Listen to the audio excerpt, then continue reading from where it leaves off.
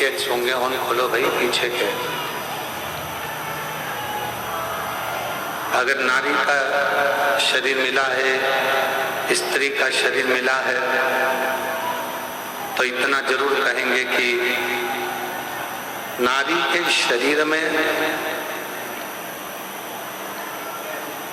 अगर ये शरीर आपको स्त्री का मिला है तो नारी के शरीर में एक घर की सास के, घर के बुजुर्ग के और एक पति के चरण छूना चाहिए। बाकी के जगत में कोई भी हो किसी के नहीं छूना चाहिए। कोई अच्छा विद्वान संत होगा, विद्वान गुरु होगा तो वो अपने चरण कभी नहीं छूने देगा।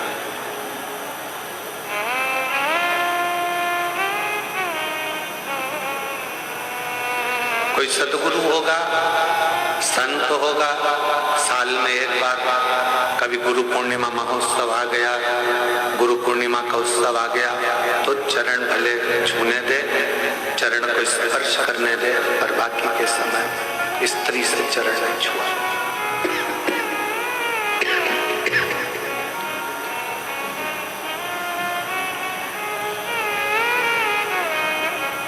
पति को गुरु मानना,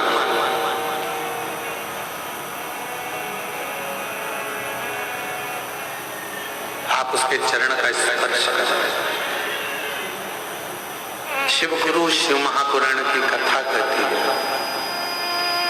हमने पहले भी कथा में कहा, आज फिर कहते हैं, अगर घर में बुजुर्ग माता पिता बीमार पड़े हैं, घर के अंदर कोई बुजुर्ग बीमार पड़ा हुआ है, कोई रोगीला पड़ा हुआ है, किसी को तकलीफ है, कष्ट है, तो शिव जी को एक लोटा पानी ना चढ़ाकर उस बुजुर्ग को एक लोटा जल पिलाने का प्रयास करना, उसको अच्छा करने का प्रयास।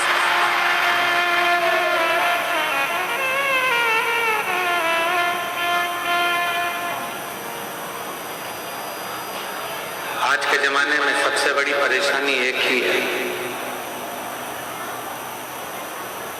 कि लोग जगत के गुरुओं के पास तो जाते हैं पर घर में बैठे हुए माता पिता रूपी गुरु का सम्मान नहीं कर पाते।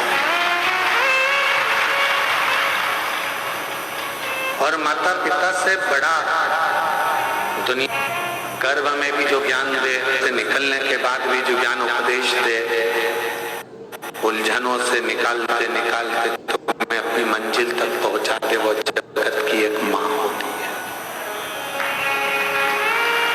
एक माँ, एक पिता उलझनों से निकालता हुआ तुम्हें सतमार्ग पर लेकर चला जाता।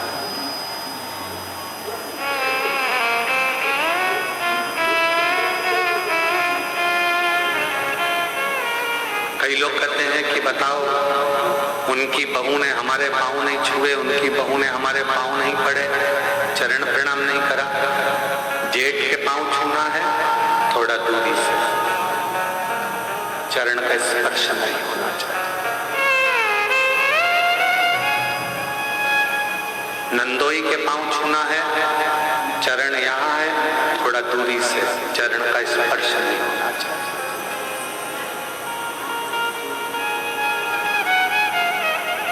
इस कार्य में मैं राजपूतानाओं को, राजपूतों की घर की बहुओं को बहुत बहुत साधुवाद देना चाहूंगा। इस कार्य में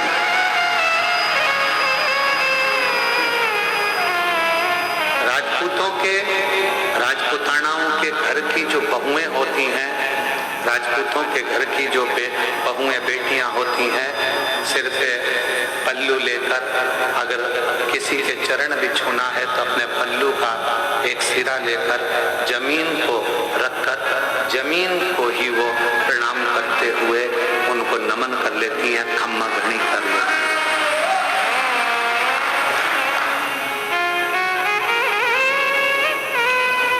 उन्होंने जमीन को हाथ लगाया, खम्मा घनी करा, प्रणाम करा, नमन करा।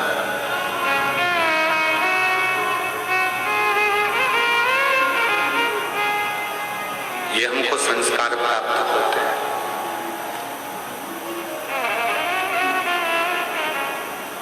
कितना भी विद्वान कोई पुरुष क्यों ना हो, कोई संत, साधु, सन्यासी, तपस्वी, साधक, उपासक, कितना भी विद्वान क्यों ना हो, उसको भी प्रणाम करना है तो थोड़ा दूरी से चरण का स्पर्श नहीं होना चाहिए। एक पति, दूसरा परमेश्वर, उसका चरण का स्पर्श तुम कर सकते।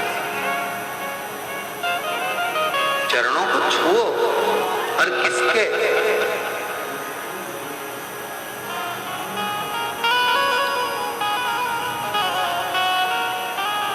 एक मेरे देव अधिदेव महादेव के मंदिर में पहुंचो, मेरे शंकर की चौखट पर जाओ, शिव जी के द्वार पर जाओ, तो शंकर भगवान का अगर मौका लगे आप लोगों को, अगर कहीं ऐसा शिव कृपा कर दे और शंकर जी की करुणा से अगर मौका लग जाए, तो शिवलिंग का स्पर्श, जलाधारी का स्पर्श, और अगर नहीं मौका मिलता, किसी मंदिर में जल चढ़ाने का भी मौका नहीं मिलता, किसी मंदिर में जल चढ़ाने के लिए भी अंदर नहीं जाने देते, कोई बात नहीं।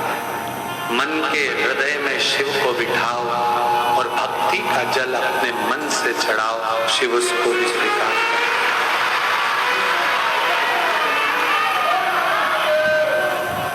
भक्ति का जल हृदय से शिव स्वीकार करता है। और यदि भक्ति नहीं है तो फिर वो तुम्हारा जल चढ़ाना व्यर्थ है। और कितना सुंदर शिव महापुराण की कथा कहती है कि नियत, नीति और नियम, ये तीन चीजें। एक है तुम्हारी नियत,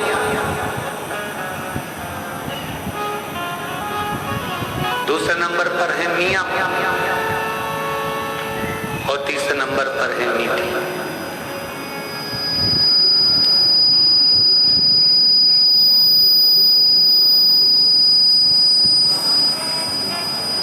नियत, नीति और नियम अगर तुम्हारा अच्छा है, नियत अच्छी है,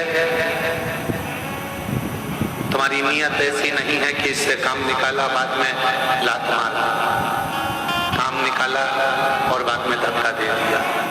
अगर तुम्हारी नियत और तुम्हारी नीति, मतलब नीति से मतलब है कि तुम विचार कर बैठे हो कि मैं खुद भी गलत नहीं करूंगा और दूसरे को भी गलत नहीं करने दूंगा, तो ये तुम्हारी नीति श्रेष्ठ है। एक नियत को श्रेष्ठ रखिए, दूसरा नीति को श्रेष्ठ रखिए, और तीसरा नियम। अपने जीवन में एक नियम अवश्य, मुझे शंकर जी के मंदिर जाना है, एक लोटा जल चढ़ाना है, भगवान शिव के मंदिर जाना है, शिव की आराधना करना है, शिव की अर्चना करना है, शिव की चाकरी करना है, ये तुम्हारा नियम। भला हो बुरा हो जैसा भी हो, मेरा पति तो मेरा देवता है। तुमने नियम बना लिया कि मैं अपने पति के रोज चरण छूंगी, मैं अपने घर के बुजुर्ग का, घर के बड़ों का रोज चरण छूंगी। कोई एक नियम, पक्षी को दाना देने से लेकर चींटी को थोड़ा सा अन्न का भाग देना, पक्षी को दाना देना, मछली को दाना देना, गौ माता को रोटी देना, कुत्ता की रोटी निकालना, या अपने दरवाजे पर आए हुए अतिथि का सत्कार।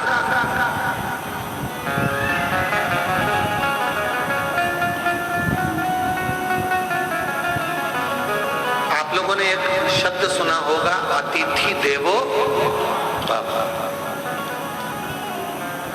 क्या कभी आप लोगों ने विचार करा कि हमारे यहाँ अतिथि को भगवान का दर्जा दिया गया?